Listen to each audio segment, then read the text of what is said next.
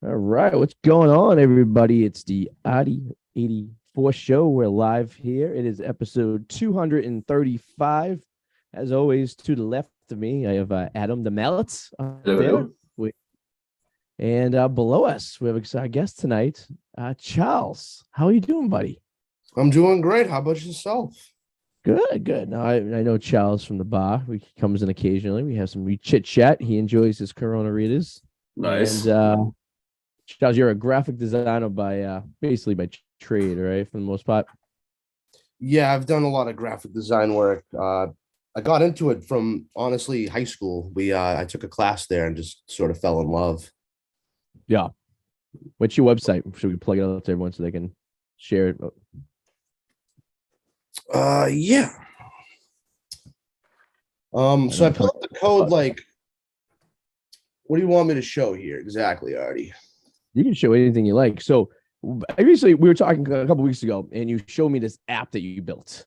And it's basically it's a card counting app, right? It basically keeps track of what you're doing. So I don't know. I was very interested in it, so I want to know some more about it. So maybe I think this is awesome. But before jumping into the app, I think we should rewind a little more into card counting itself, because I have questions before we even jump into the app, because I do find this whole thing completely always fascinating. But I feel like everything I've ever read about card counting, in my mind, seems to cut out a step that it might be nothing because I know jack shit. But to me, I just feel like everything I've ever read is just like, okay, like follow this and that. But I feel like there's a step before all this where, I mean, should you always like, what tables do you assess? Do you watch for a while? Do you jump right in? Should you be at a full table, a not so full table? Everything I've ever read never really talks about like that part first.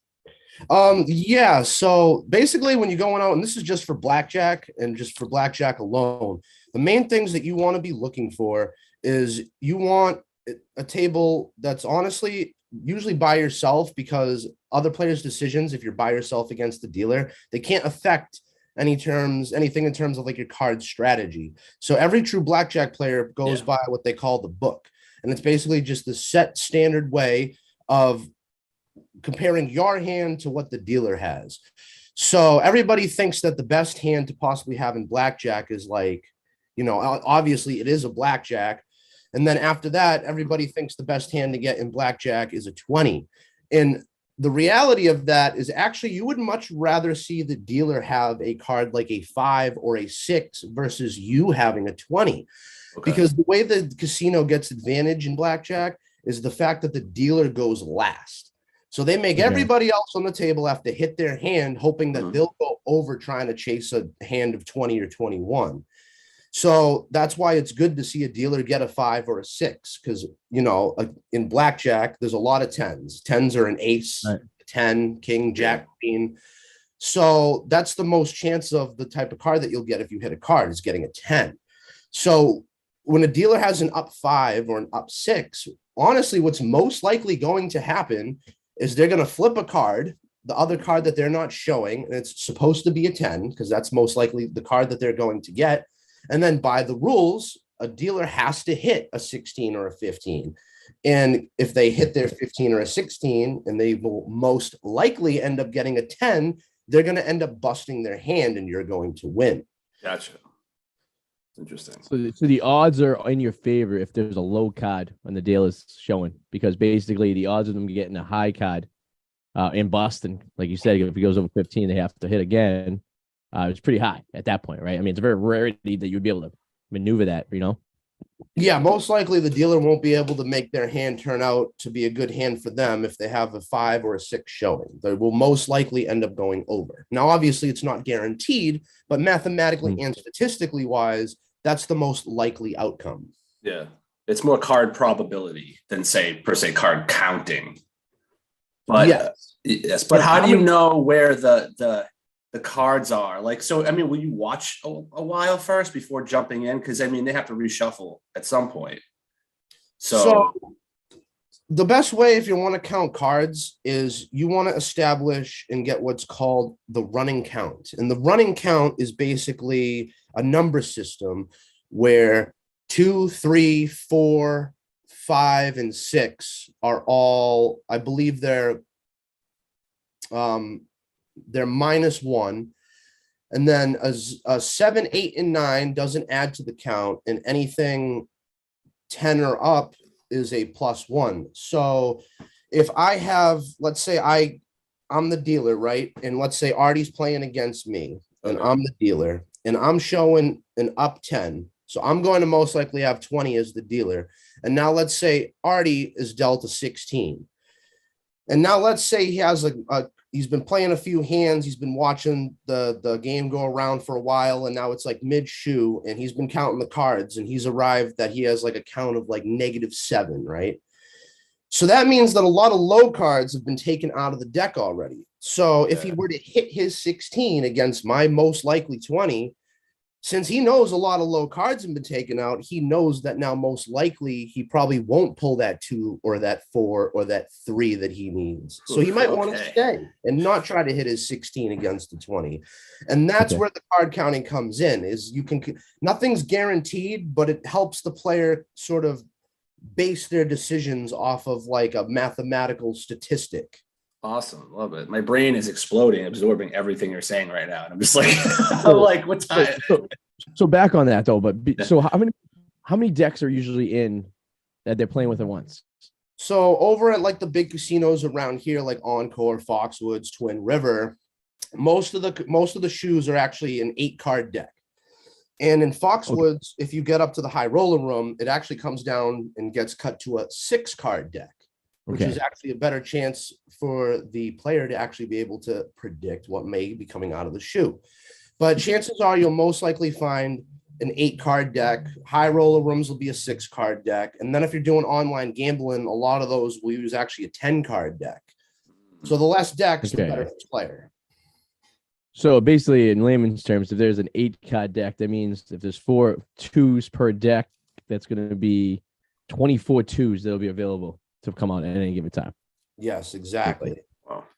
So, okay. So, I mean, that's a lot of numbers to keep track of when you're going through it, because you got to remember, like, how does one remember? I already seen 6 2s come up. So that means there's probably only 2 somewhere and only 2 2s left in the thing. But like you said, do they tell you ahead of time how many decks are you playing with, or is it just a mystery? Yeah. It's not a mystery. If you go into any, like, I know around here, if you go to any casino, you're allowed to ask the pit boss, like, hey, how many decks do you guys use? They'll tell you. It's not like some classified information. Yeah. They're actually supposed to tell you, just like how if you ever caught like a dealer like cheating or moving a card, you could actually get the casino in a lot of trouble for that, because the casino's not actually supposed to hide anything like that from their consumers.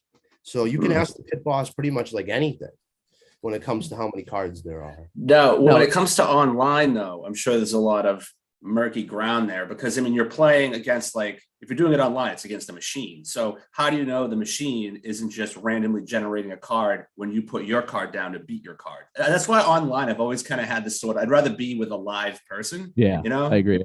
Yeah, I agree. So when it comes to like online gambling, for me personally, if I want to gamble online, I'm going to look for something with a live camera feed. I don't want to sit in front of a screen that's just automated and I'm pushing buttons. Oh, I see. Okay. I want somebody on camera, just like at the casino, where if they do a shift change, like they show you their hands are empty and it's just all there live streamed in front of you.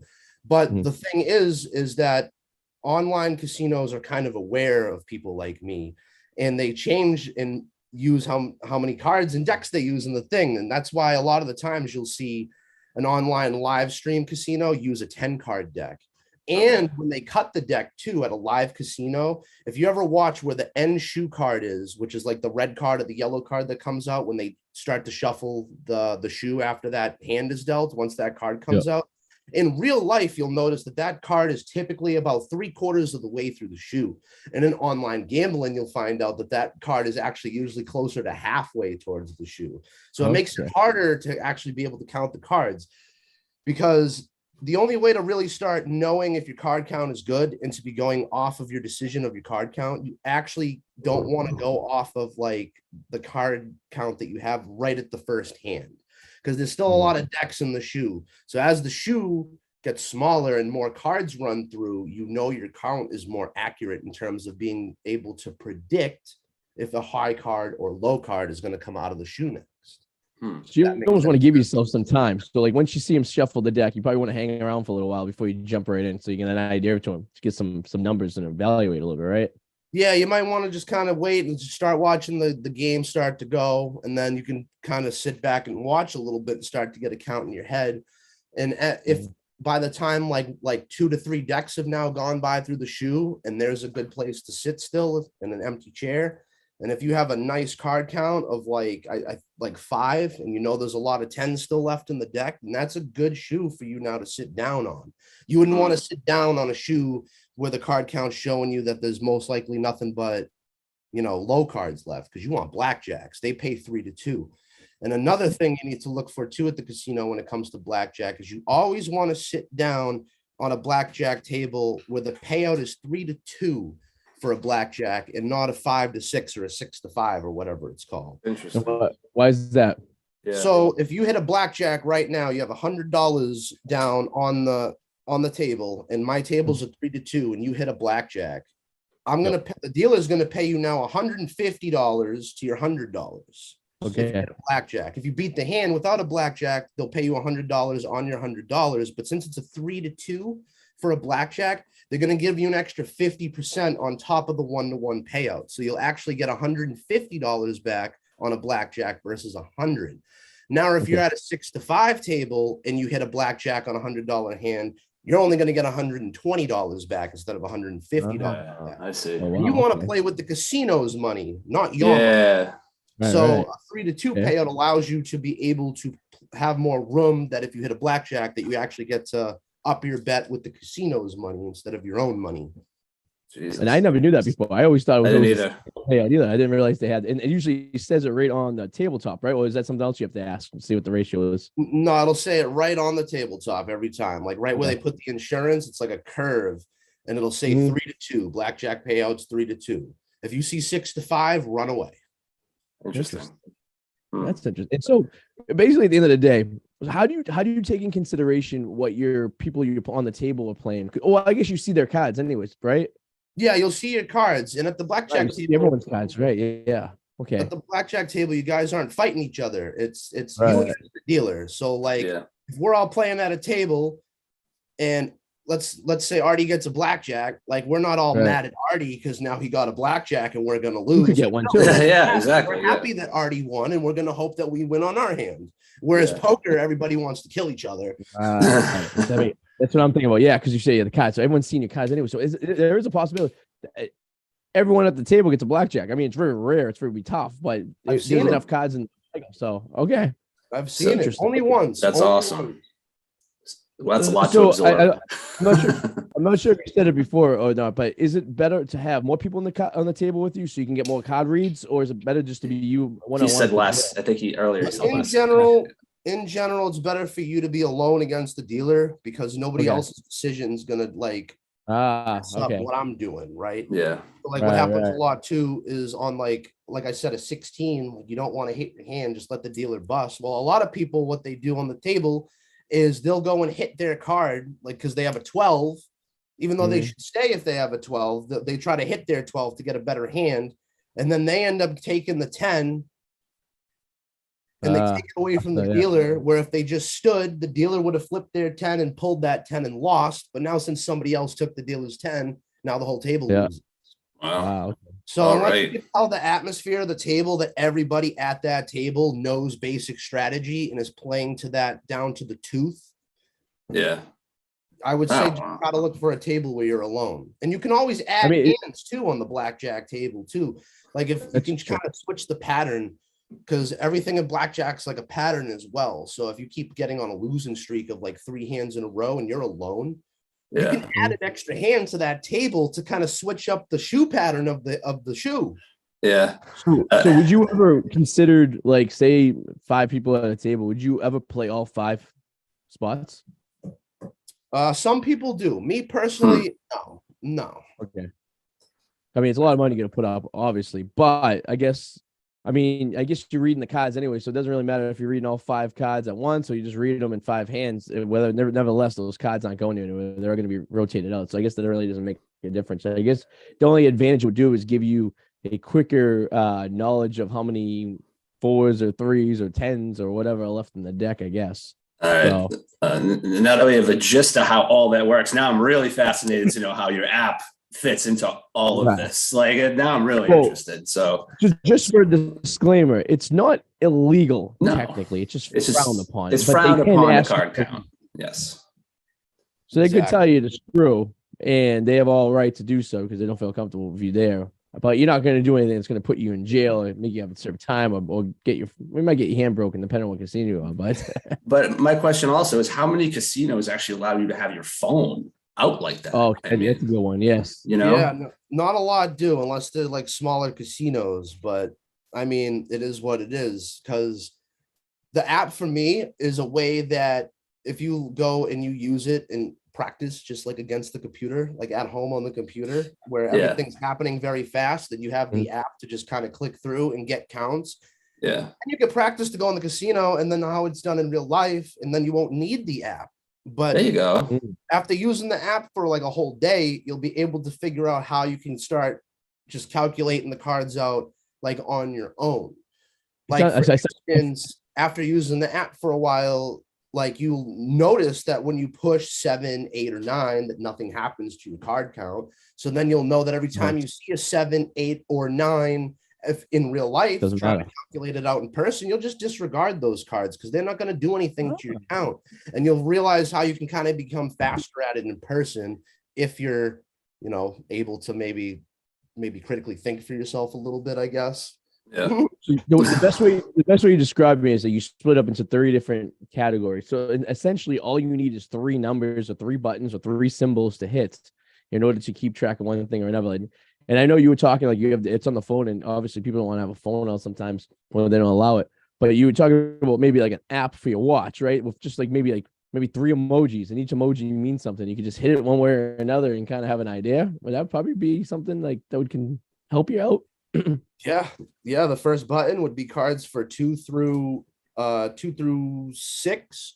And that would be the minus button. And then the middle button, which doesn't do anything, would be 7, 8, and 9. And then the last button would be for 10, Jack, King, Queen, Ace. So you want to be just so I get back on track, you want more minuses, or you want to be high? You want higher minuses or higher lowers or higher pluses? Which benefits you best? So Or is it all it independent? honestly depends on the situation, but in general, you're gonna actually want to be at a table where the count is in the positives, because that's going to tell you that there's a lot of 10s left. So the chances that you'll be dealt a bunch of 20s and not have to hit your hand are very high. But if you keep getting effed over and the dealer keeps giving you 15s, 14s, and 16s, having a count that's really in the negatives can actually help you, because now you will be way less afraid to hit your 15s or your 16s. You know, it would be interesting if everybody at the table was doing what you're doing. What would that outcome be? I think the outcome for that would be I can't find a blackjack table at any of my casinos. I feel like my head would explode. This is nuts. So another aspect of blackjack is the ability to split cards if you have doubles. So typically, I heard you want to split aces and 8s. Is that correct?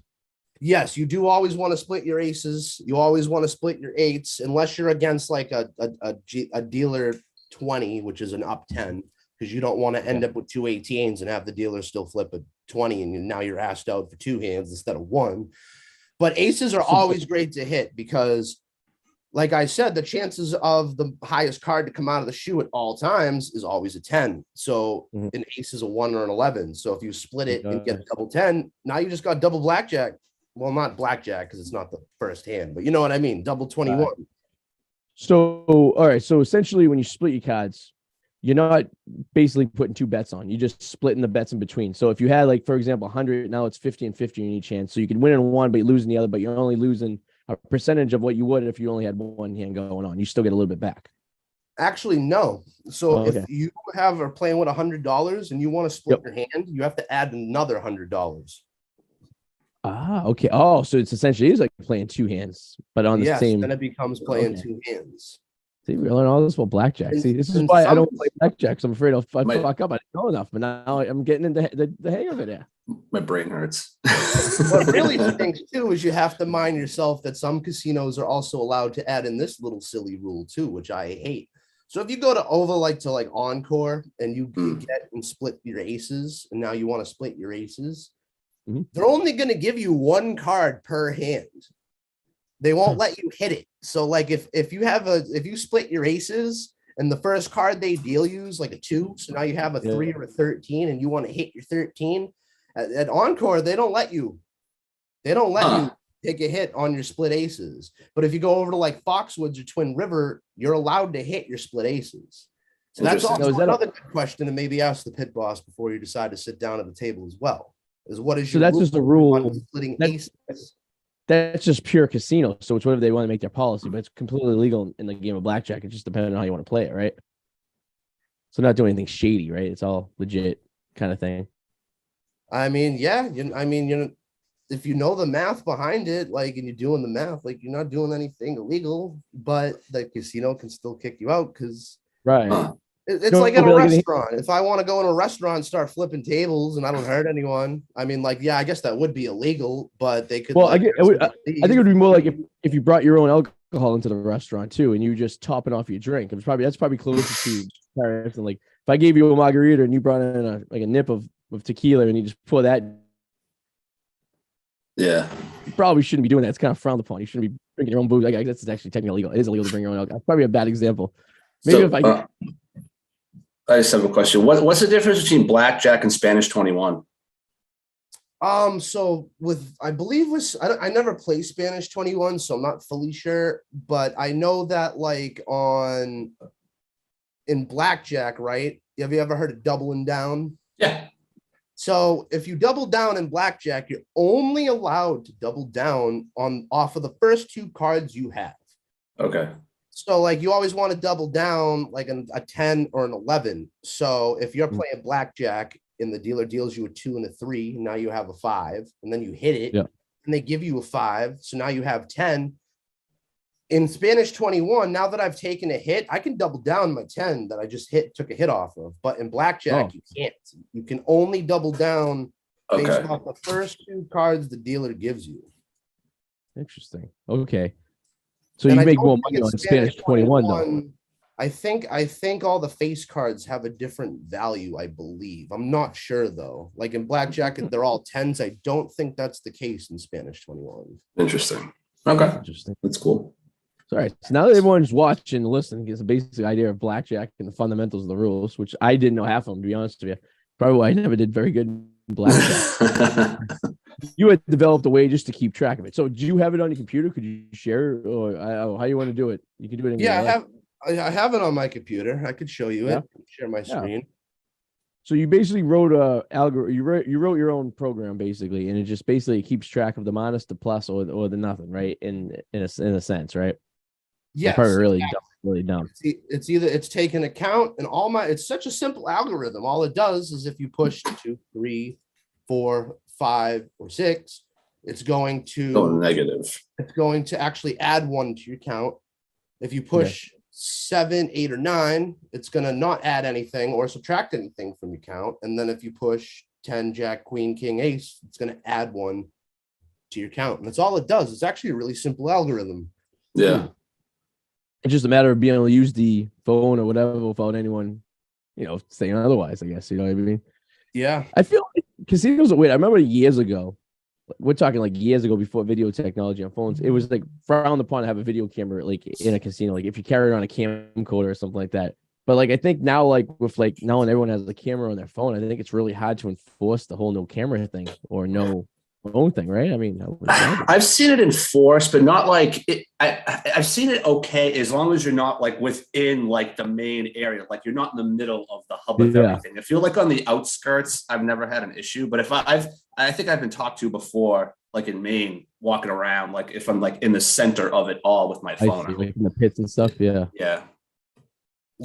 I know. Like I can have my phone at the table at like Encore, but like they wouldn't want you to like turn around away from the table. Okay. They don't want like any of the potential of the camera facing the table. They don't want people like, I don't know why, but they don't want people studying their dealers like methods of shuffling and methods of dealing. They don't want people picking up any extra patterns, which is the same why they don't want people counting cards, because if you can count cards, you can pick up patterns. It's almost like baseball, isn't it, Adam? When you think about it, it's like you can count, you can like figure out pitches, ways of they do stuff based on like, different. Like different, tipping pitches and stuff like that. yeah, Like arm but slots, also like knowing, like, I don't know, like you said, like just kind of counting their pitches, and I guess I don't know. This I guess is a weird comparison between the two, because you basically, the more you have on the other one, or the more you observe, the better your advantage is, and it's not really, what I mean? It's kind of like That's true. Yeah. And I heard the thing where I heard that blackjack is like the only game in a casino that the player has a better odds than the house does. Is that true as well, or is that just? It's almost true. At blackjack, the odds is the house has a 51% chance, while the player has a 49% chance. Yeah, it's better odds than any other game. Every other one, it's not even close to even. It's the casino has a pretty substantial statistic percentage of winning over the actual player. And the only reason in blackjack that the statistic is not still directly 50-50 is because at every casino, the dealer hits last. So chances are for the casino, everybody at the table is going to bust their hand before the dealer even has to flip their card. And that's where their advantage comes from. But other than that, there is no advantage. The cards work the same exact way for all players and the dealer, no matter where you're sitting. Interesting. Okay. That is interesting. So this algorithm you built, do you have a background in like computer science and computer programming, or did you just kind of like learn this on your own? So I went to college for 4 years to study web design, but I did it at an art school. Okay. So I was never really a super good coder, but this year I decided to go back to school and study full stack web development, because it's been hard to find a job market with such a loose degree of like, oh, you're like a web designer, but you're an artist, and nobody gets it. So I think it's time I need to, like, they don't realize it. Yeah. So I guess I remember when I was in college, I took a C++. So it was basically a bunch of yes, no commands, or as, you know what I mean? So is that basically how you program this? The same kind of idea? I'm trying to like going really like layman terms on programming, because it's been a while since I looked at code that all these things do about itself, but like it's pretty much just if ands, right? Is that basically how it comes down to it? I mean, yeah, pretty much. You make like a function, and a function does something. That's the whole point of a function. You want it to do something. And then you have to pass what's known as an argument or a parameter through the function. And then based off of whatever that argument is, you write the code to mathematically go through and do something depending on that argument. So the arguments here is, what is my card? And then the math that I need to do is, if it's this card, what is the math that I needed to do if it's this card? Okay. And that's how the function works. Oh. I'm curious to know too, because I know you said you developed this algorithm, but I've also noticed, like, if I go to the app store right now, I could find like card counting like apps. But did you like just stumble on something that you feel works best for you in your algorithm, like that's missing maybe from these? I'm just curious to know, like, or it's just something that you did on yours that just, I don't know, you maybe found a better edge than what you can find like at an app store.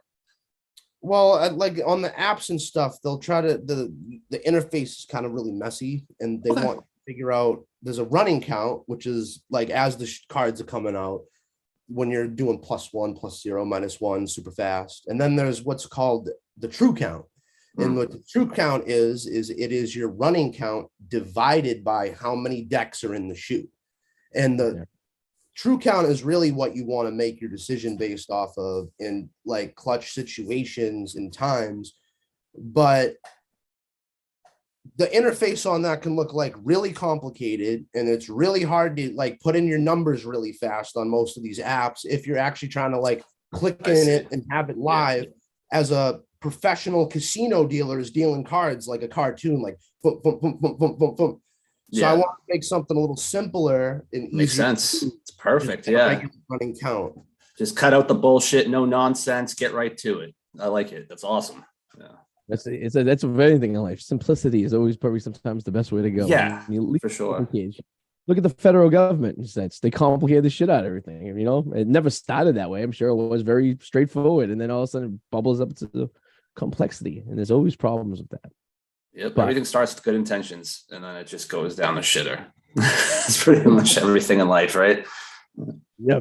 So what was your next step? So would you be able to, now you have the code and you pretty much came up with this little app, you could probably like bundle this and probably try to sell something like this, right? In the app store. I know the app stores are like rip-offs and shit, but like at least make some money off something like this, or it's just more for a personal kind of This is thing, more, you know?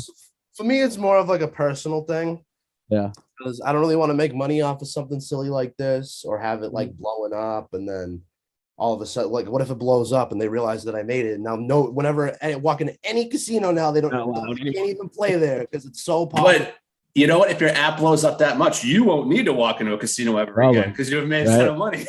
So, you know, You mean the black book of Al Capone, you know, the only guy ever banned from a casino. Oh, and and Rothstein from a casino too. No, little Nicky was banned from the casinos in casino. Remember that when he couldn't go in anymore? But yeah, you don't want that. So I guess there's a catch there because you could always make more money at the casino. But once you are banned from casinos and you made all the money from the app, then you're done. I guess at that point. yeah. I feel like there's a bunch of other apps that I'll be able to build after Yeah. moving on from this project that I could make money off of those and not, I could just kind of keep this as my own little thing. So you tested this out like online, which is cool, but it obviously said that it's a lot faster and there's a lot more cards and more decks rather. So have you decided, have you did the next step where you get like 5 of your friends to come over and you have a blackjack game and it's well open and you could see yourself using the app and everything like that. And now you're just going to a test run. How beneficial do you think that would be? But you probably get the patterns a little bit better, actually playing a live game and being able to slow things down a little bit and kind of see the whole thing, right? Well, yeah, you would think that, but in all honesty, it doesn't really matter if everybody is using the app or not, because at the end of the day, nothing's guaranteed. Even if I have an awesome account that's telling me that there's most likely I can put my balls on the table and know I'm going to get a good hand, nothing is guaranteed. It never really will be. And that's the whole thing to card counting is you can be great at it, know how to do it down to the tooth, get a great count, and still get effed out and down on your butt because you lost. It's the casino. It's still a chance at the end of the day. Yeah. So I know basic strategy well enough that I know that I can make a good decision based off my card count if I didn't mess my card count up. And I don't think I need anybody to like study the app for me to already. I got a question. Back in the day when you were first getting into this and you were at a blackjack table, was there ever a moment like when you were first starting out that you were like, I think I got this, and then you lost a fucking shit ton of money because you were wrong? Oh yeah, I've lost. Yeah, that would drive me nuts. Yeah. I've lost so much money, but I blew my friend's mind because I have all my friends know how good I am at the game. So a lot of them want to like ask me how I do it, and I try to teach them. And my buddy Devin, I brought him to the casino one time and I let him go and play on his own. He practiced with me for like 2 days beforehand, trying to get the basic strategy down. And he felt confident enough. And I told him, I'm like, listen, I'm like, if you start winning right away and somebody comes up to the table and plays one hand and leaves, just get off of that table. I swear the casino hires people to go around and screw over people that are winning on blackjack and messing up the pattern of the shoe. I wouldn't doubt it. Listen to me. Turned like $50 into $400 in under like 10 minutes. And then somebody came and did the one hand leave thing. And then he lost everything. He was like, I forgot about that rule. Jesus. Yeah, that sucked. I would like to think if I got really good that like I would know to walk away and not be greedy. So that way I'm not flagged. It's like, okay, I just made 5,000. You know what? I'm going to walk away. Yeah. Maybe go somewhere else, not rack up fucking like $500,000 and like, you know, keep going, you know. What about like the digital, the gambling? So the blackjack you play, excuse me, like with the computer, right? And you're sitting at that table and there's a big screen TV, but you're playing with like a dealer, but you also other people too. Are you able to know how many decks are in that? Are you able to know the payout ratio for the blackjack? Is that all disclosed somewhere on that machine that you just have to look for it or post it somewhere, or is it just you have no fucking clue? So in a situation where it's like a live feed where their actual dealer is the one actually pulling the cards and it's just like streamed over like all the computer tables, Yeah, Yeah. you're allowed to go ask them like, hey, like how many cards are in this shoe? They'll tell you. And the screen before you sit down, just like on a regular table, right on the virtual table, it'll tell you the payout 3-2 or 6-5. What about the opposite, where it's the computer animating everything? You have no idea. Yeah. Yeah, no, if it's just the computer and I'm just pushing some button on like a slot machine type of situation, I don't, I have not a clue. Yeah. It's bullshit. I think I feel like the program for the computer is they play each round with a full deck of hands, like so the numbers will never disappear. You would never be able to keep track. It would always be there.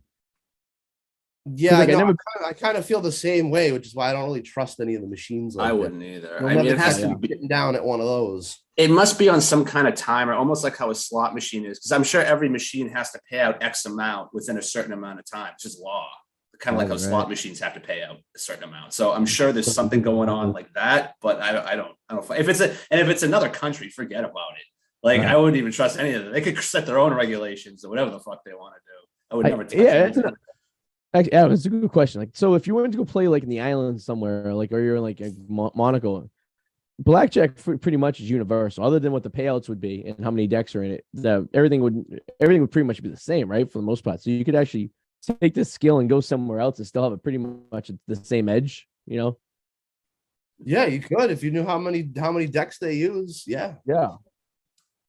Interesting. Yeah, you don't want to go like, but you probably don't want to get caught doing that, like in like Soviet Russia somewhere. They'll probably cut your hand with it or something, you know? Definitely not. So you watch all those old mob movies from back in like the 70s and the 80s when the mob ran Vegas, and you know, you catch a guy cheating, you bring him into the back room and he smashed his hand with the fucking hammer, you know what I mean? And send a message real quick what to do and what not to do, you know? It'd be like, hey, I believe it's Hangover 3 where that guy, Zach Galifianakis, is counting cards at the casino over in Vegas. I think it's the first one. Yes, that was the first one. Yeah, they get caught doing it, but they didn't arrest them. It's not illegal. Right. Yeah. Because remember he was counting with the old Rio, and then the girl pretended to have like a heart attack or something like that, and by the time that he scooped the chips and he took off running. But I always wanted to go to the casinos like in Vegas Vacation. Remember, it's like pick a number. Anybody? He's like, we're going to the casino, not that casino. And they're like playing pick a number between 1 and 10, and they're playing rock paper scissors. Yeah. It's like this ghetto casino. That would be interesting. I'll just keep my luck at that point. I'll be like, who's got dice? I want 4, 5, 6. It's 4, 5. The 6. Craziest game. The craziest card game I've ever seen in the casino was Casino War. They don't have it at a lot of casinos, but you could actually play the game of war in the casino fashion. It's actually pretty interesting. Really? That is interesting. I'd like to see it. Was in old Vegas, and like those older, kind of like where Vegas Vacation took that when they went to that weird casino in that same area. And it was like Casino War. I'm like, I never heard of this in my fucking life. Like, this is like crazy.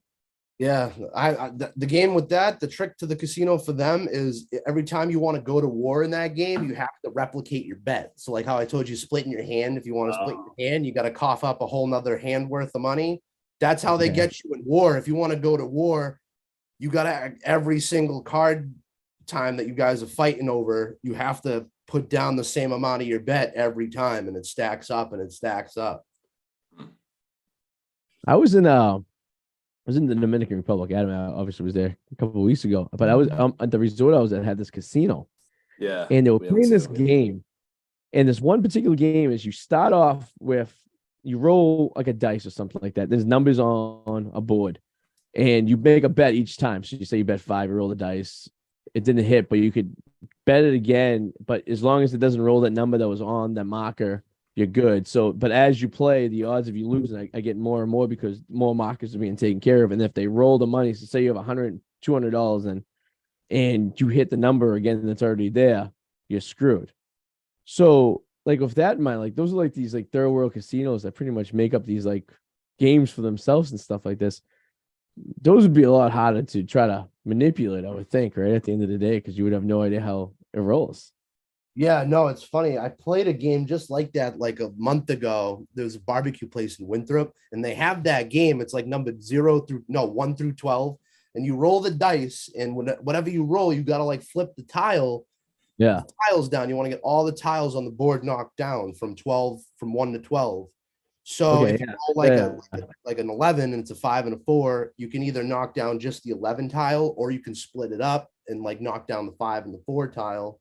But if you roll something and the tile that you need to knock down is already knocked down, you lose and you got to restart the game. Yeah. And there is a whole Basically, casino game based off of that game. And the chances of you actually winning that game is so small. You'd be better off going to a carnival trying to get a big teddy bear for like throwing the darts at balloons. So you would think like overall CeeLo? blackjack's probably the best advantage you would have, right? Absolutely. Blackjack is the best odds you could ever get at the casino, but that's why they like to keep the payout to a maximum of 3-2. And a lot of casinos don't even want to give that out for blackjack. Where at roulette, you can do a 7-1 win if you call a number, but your chances are terrible. They're just like sports. Right. I'm trying to find that dice game actually already because it sounds it's not CeeLo, is it? Could be. I don't know. This was like No, 10 CeeLo's years. like 4, 5, Oh. 6, like 4, Yeah. 5, 6. You automatically win. You don't go down 123rd Street because a 1, 2, 3 is an automatic loss. That's CeeLo. Okay. Charles, how did you figure this talent out? Well, like, did you kind of teach yourself? Were you at the casino one day? Did you read a book? Like, when you're like, how do I know like I can learn how to do this? So I like my dad's always been really good at blackjack, and I've always been curious. Runs in the family. Nice. And then I just started studying basic strategy, and then I kind of ran into some money one year that allowed me to pretty much be at the casino every day for like almost a year straight. Ooh. I learned a lot from that little run I had, and then I learned how to code, and I was like, oh, let's fucking make some blackjack card count code. I worked with a guy years ago when I was at the sneaker store, and he was a poker player. He was a good poker player. He would play poker five out of 7 nights a week, and up in New Hampshire, all the poker clubs and stuff, and make money. So he decided one day he was going to give his notice, and he was going to move to Vegas and be a professional poker player. Sounds horrible. And he the way he broke it down for me is he had enough money saved up for his first, last, and security for his apartment, and he knew that he had to make, say the rent back then was $1,500 a month. He had to make, say $2,000 to pay for groceries, utilities, and everything like that. So he would go and play. So January 1st, go to the casino. He would play every single day until he hit his money that he needed for the month. So it could have been on the first day. It could have been on the 29th day. But he would do that. And then what he would do is he would play, like, take some days off, and then he would play like another week straight with just house money to try to maximize that. And sometimes you'd be ahead and sometimes you'd be back. And he lasted a year doing that. Yeah. And he said it was like one of the worst things in the world because some days you were at the casino for 2 hours, you hit what you needed to, or you were there for 15 minutes. Sometimes he said, sometimes you're there for 27 hours straight, just playing because now you're sleep and you just kind of keep it going. You know what I mean? Yeah, I have a feeling in the end, being a professional poker player as your job will not end well, because even if you're good at it, I feel like human nature, you're going to start to get cocky and then you're going to take some risks that you shouldn't. And at the end of the day, maybe not a week, a month, even a year from when you first started, but I feel like eventually that's going to catch up with you at some point. I think It's probably so. not healthy. Yeah, I would imagine, right? Yeah, I agree. I think the longest I've ever stayed at the same table without getting up was probably close to 15 hours. And the pit boss was trying to tell me to go home for like the first like 10 hours of it. And then every time she kept coming over, my stack of chips was bigger. Oh, that's good. Then you weren't chasing. You weren't chasing the white rabbit. you Or just- anything. Yeah, I was You were like, up. listen, I was like, it keeps growing. I'm like, if I stay here and I can't get it to keep growing, I'm gonna leave. But it hasn't happened yet. It just keeps slowly growing. So I'm gonna stay here. Yeah, And that was in that year you were playing. Where were you going out? Were you at Foxwoods? And I was everywhere. One time I went to all 4 casinos in the same night. Oh God. Started off at Concord, drove over to Twin River, left Twin River, went to Foxwoods, left Foxwoods, went back over to Mohegan. On the way back home, we hit Encore again. Wow. I got a question. Are you drinking too while you're doing this? Because I feel like that could also influence. I would hope not. That could influence some really bad decisions, right? Yeah. Yeah. No, I don't go to the for that. There's a reason why Arty sees me so much at his job. That's smart. Right. Smart. He goes, He was dealing me Somebody's cards right there. I now. wouldn't be there so often. Yeah. Next time he comes in, I'm going to start dealing cards to you and so try to keep track of your skills there. But no, like seriously, just talking with you guys, just having a couple of these numbers are starting to become a blur to me. They're starting to merge. Like if you just gave me a 4-digit number, then asked me 5 minutes later to remember, I probably wouldn't remember it. But if you asked me before the show started, I'd probably give you a 50-50 shot. I was going to do it. Yeah. So you got to keep a clear mind What do you do for like? Do you drink caffeine, coffee, Red Bull, any of that stuff to kind of keep you going, keep you Yeah. alert? Just it's all Dunkin' iced coffee or waters. That's it. Okay, and do you eat? Because like otherwise I would think you get the jitters if you have too much caffeine and sugar, you start to get the shakes, and that's not just as bad as not eating. Yeah, no, I wouldn't want to go there on an empty stomach, but it's not like I'm always going down to the casino and sitting at the table for 15 hours. Usually it's an in and out within 30 minutes. 90% of the time, you're going to either win or lose within like the first 30 minutes of being there. And that's why a lot of people lose too, because what you'll find happens a lot is you'll go there and you'll actually get up within being there for only like 10 minutes at the table. And that's what makes you want to stay at that table and why a lot of people walk away with nothing. And it's like the mental game that like you can win so much in such a short amount of time. And then you're like, oh, so I just won $300. I've only been here 10 minutes. I'm going to stay. Next thing you know, 10 minutes later, you're down $300. And that's how the casino works. So your best That's bet, my wife. The best casino trips are the casino trips where you get in, you sit down for 10 minutes, you double your money, and you get the F out of there. That is the don't best fall for that bullshit. Trip right there. They're designed like mazes to keep you in. Yeah, right. When my wife plays like the machines and stuff, she's like that. She hits real early, and then she goes up, and then it all goes down at the end, right?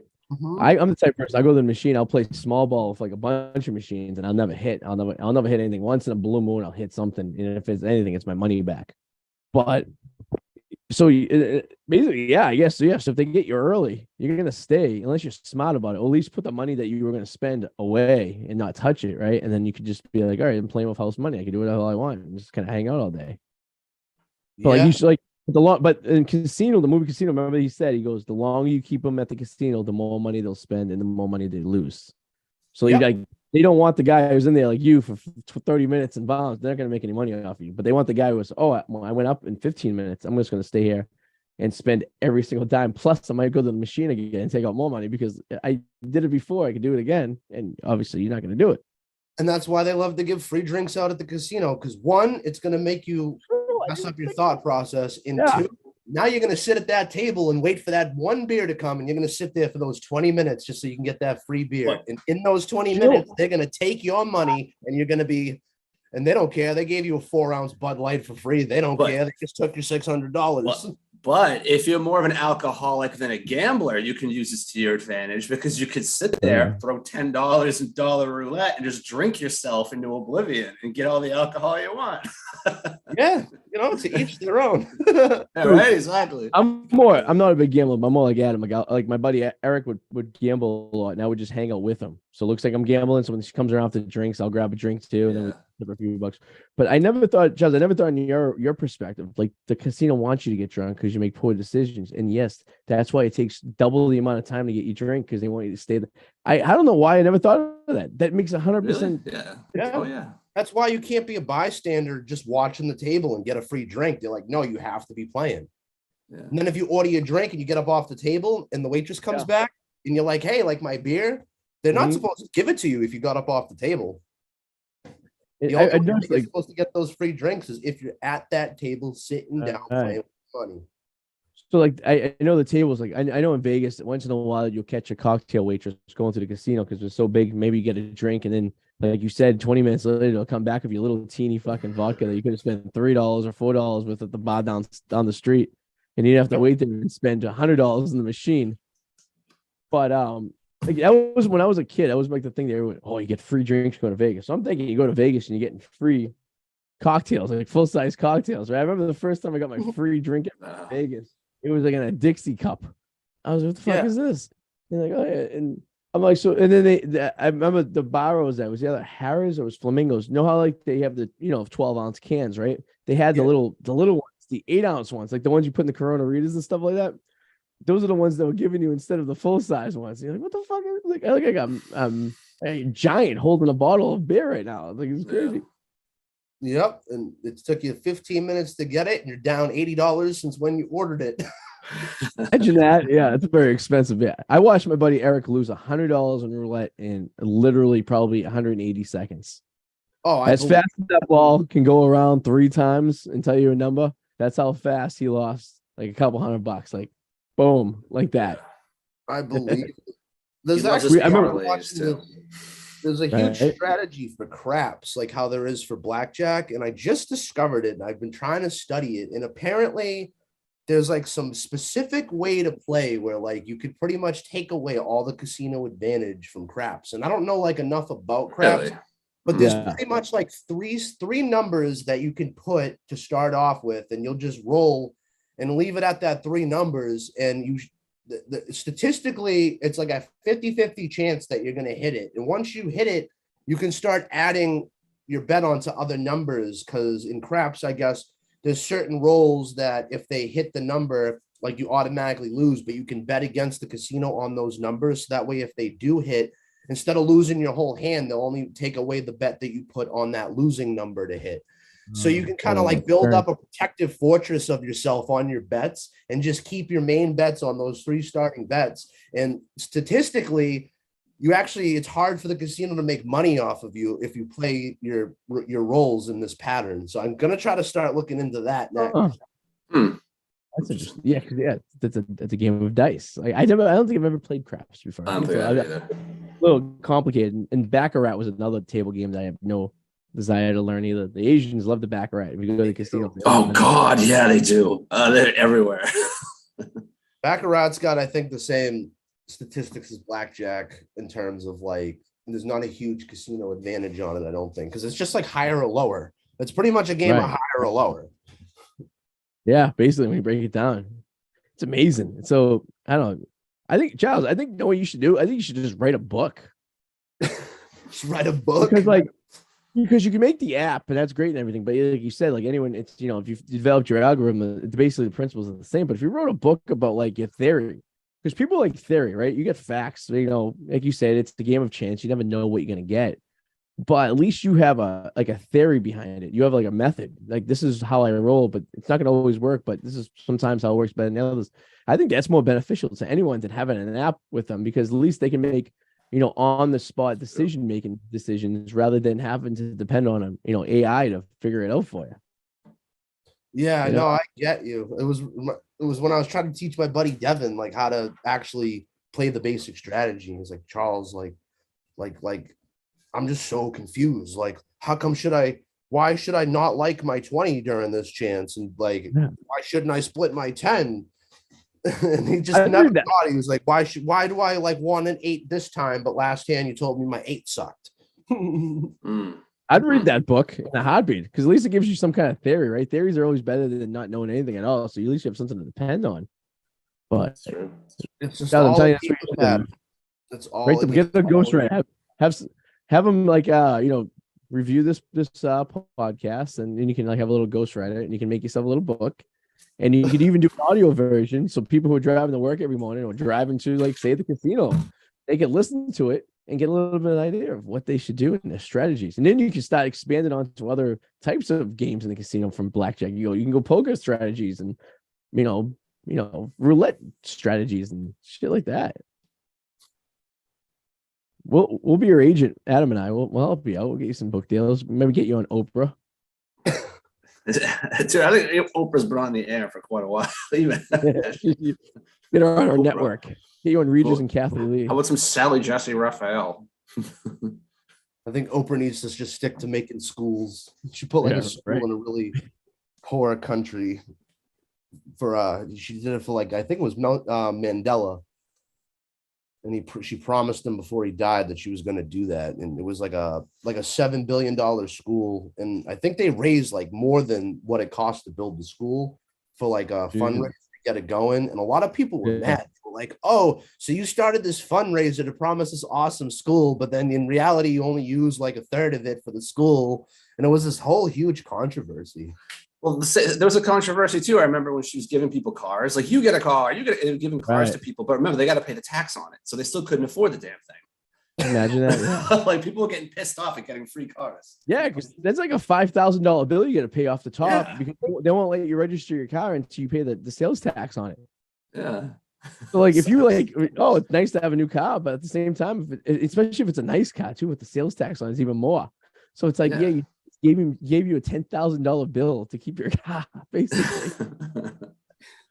But you're still getting interest on that. You're gonna have to pay more now because that's how the They love to get you like that. My mother went to at the time. I don't think it was Regis. It was Regis and Kelly. Regis was still alive. So she went to a showing, and when they went to the theater, it was around Christmas. They had Nintendo 64s, or no, Nintendo Wii's under everyone's seats. They gave out the entire audience like Nintendo Wii's, which I thought were pretty cool because at the time I think they were going for like what maybe $250, $300 for Yeah, it's console. under 500, so that's good. But yeah, you don't have to claim any taxes. Do you know I once won a trip with the Celtics to fly on their private jet to an away game, go to a game, sit courtside, eat dinner with all the executives, and then come home. I won this trip, and before I could get on the airplane, I had to write a check for the tax of what that trip was worth on paper. God, they valued the trip like at $5,000 or something like that. So I had to pay like 20% or something like that on that. It was a hefty check, and I remember like no, because 20% of 5,000 would have been 1,000. No, it was maybe less. Maybe it was like 10 or 50 or 5%. But I remember it was like a $500 check out of it, right? So I was awarded a prize for free. No, but not really. You know. Yeah. Some things are always too good to be true. I think that'll never go away. That's Never. true. But so for the last couple minutes we get here. All right, tell us about you. CRS. You get the nice little graphic on your sweatshirt. It was actually a pretty nice sweatshirt. It's kind of like Bruin sweatshirts, a little the color scheme and everything. But oh no, you have a Bruin sweatshirt behind you. That's why I'm seeing that. Okay, there's the yellow. No, so CRS, it's your own graphic design thing, right? What's the website? Where can people like contact you if they're looking to get some kind of like some designing done? So right now, my website sadly is not up because I'm going through school. And one of the projects in school is to make a portfolio website. So I don't want to do it twice. So for now, you can find me on Instagram at CRS_creative_media, or you can follow me on Facebook at CRS Creative Media. And whenever I do have my website ready to get launched, I will be making a huge announcement on those platforms. Nice. And I see you TikTok. Did you put anything on TikTok, or you just use that as your account to just watch TikTok videos? I put a little bit on TikTok, but it's hard to like get an engagement in TikTok for like code. Nobody wants to watch my live on TikTok code. They're just not really doesn't translate well. So yeah. I'm not too active on TikTok. Right. I was watching a guy on TikTok today for about 10 minutes cooking eggs. He just was live streaming his egg cooking. I don't know why I watched it, and I don't even know why. Maybe I want eggs though after I could say that much. Yeah. I was like, people just like it's like then the next one I went up was a truck driver, and he was just like had the camera on his front windshield, and he was just driving down the interstate. Wasn't really talking much. A lot of those. One time I was on TikTok and I was going through people's lives and I was like, what the hell? This guy's down the street from me right now. Some dude like 3 blocks away from my house that I don't even know, just on TikTok live. Just walk by him and like, hey, no, we're both on it. Yeah. There was another one today. It was like a divorcee lady. She made a point to tell I think that was her handle. It was called like I'm the divorced lady or something like that. And she was just like walking around her kitchen and stuff like that. And guys kept saying, I think you dropped something over there. And then she'd bend over and then say, hey, turn around. It was like, what the fuck is this shit? Who does this stuff?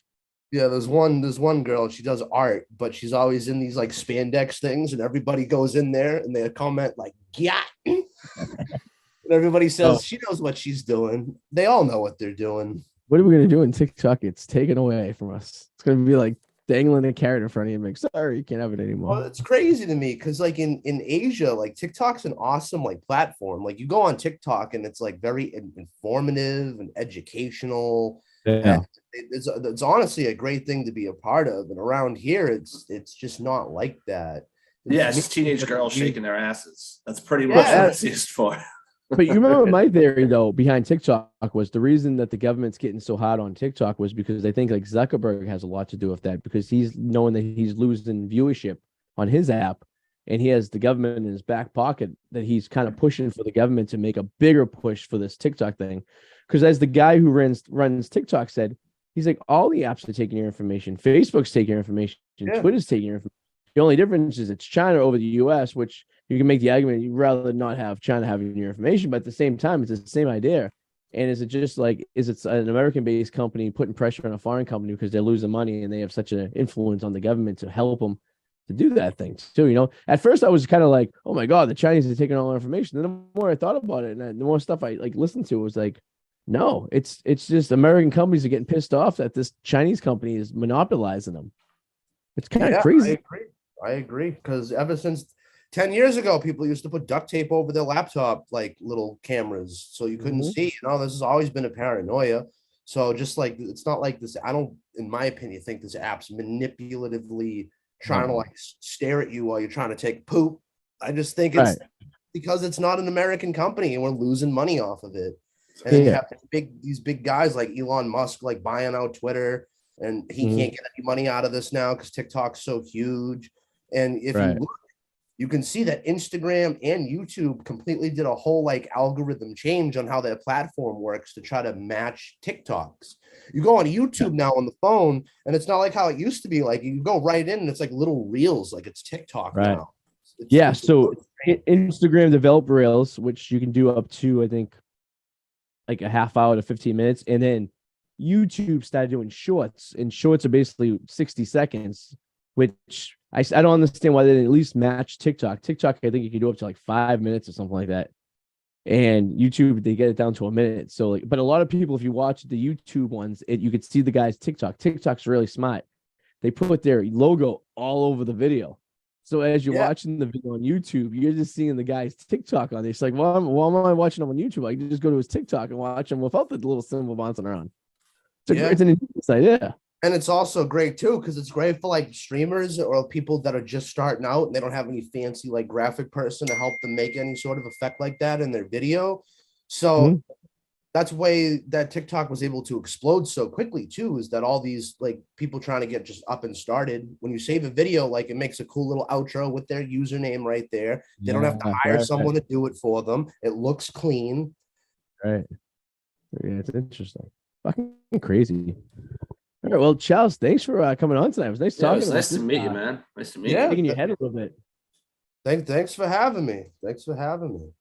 And if once the book comes out, you come back on. We'll talk about when we're having a release party and you travel in the country trying to sell this thing on. Like, whenever the book or even the website's done, I'll let you know. Yeah, if you get a private jet, if you win enough to get a private jet, I mean, I could free my weekend up. We could all go out somewhere. Yeah, we can figure something. We'll help you out. You'll have to sit on the plane like Andrew Tate, though. I'll make you some margaritas for the ride down. Yeah. Cool. Adam, what are you plugging? Anything going on? No, I'm good, man. Just tired. Long day. And for me, the Wicked Explorers, and of course, wizardy.com is where you can get me. We'll see you guys next week, right? Yeah, next week we're back on, so that'll be good. So we'll see you guys then. Have a good one.